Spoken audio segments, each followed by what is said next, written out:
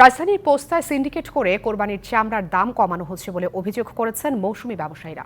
দুপুরে যে চামড়া বিক্রি হয় ১৩০০ টাকায়, পড়ন্ত বিকেলে সেটির দাম নেমে আসে ৮০০ টাকায়। গড়ে ৭০০ থেকে ৮০০ টাকায় বিক্রি হচ্ছে প্রতিটি চামড়া।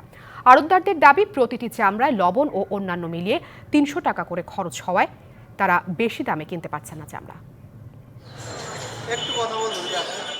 মৌসুমী ব্যবসায়ী বাবলু মিয়া একটি ট্রাকে ৯৫টি চামড়া নিয়ে আসেন পোস্তার আড়তে। প্রতিটি চামড়ার দাম নির্ধারণ হয় ৯০০ টাকা করে।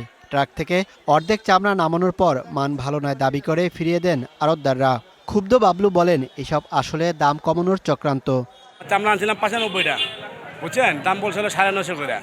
ওখানে কইতাছে যে মাল চলবো না, আরো বড় মাল লাগবে, বুঝছেন। এই মাল সাইজের ছোট মালের আছে, ওই যে গুডি আছে, এই নানান অজুহাত। ২০টা মাল যদি বাদ দেওয়া যায় ৯৫টাতে, তো দেখা গেছে যে মালের দাম কমে গেল।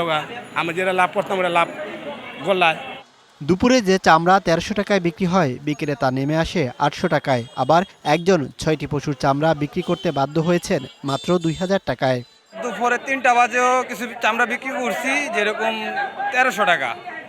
তো এখন আবার চামড়া নিয়ে এসেছি, এখন যদি বলতেছে ওনারা ৮০০ টাকা। ৬টা চামড়া নিয়ে আসছিলাম, ৬টা চামড়া আমাকে ২০০০ টাকা দিচ্ছে। আড়তদারদের দাবি, চামড়ার পিছনে লবণসহ অন্যান্য খরচ বেশি হওয়ায় তারা বেশি দামে কিনতে পারছেন না। লেবার, লবণ, ঘর ভাড়া, খলিফা খরচ, আদার্স সব খরচ নিয়ে ৩০০-৪০০ টাকা খরচ হয়। আটটি নিচেই কিনি, আটতে কিনি। মাদ্রাসাতে যে মাত্রা হয় ওইটা আমরা সংগ্রহ করে লবণ দিই, পরে ঈদের পরে দাম কাটা হয়। এবছর ঢাকায় গরুর প্রতি বর্গফুট লবণযুক্ত চামড়ার দাম নির্ধারণ করা হয়েছে ৫৫ থেকে ৬০ টাকায়। মোহাইমিনুল খান, ডিবিসি নিউজ, ঢাকা।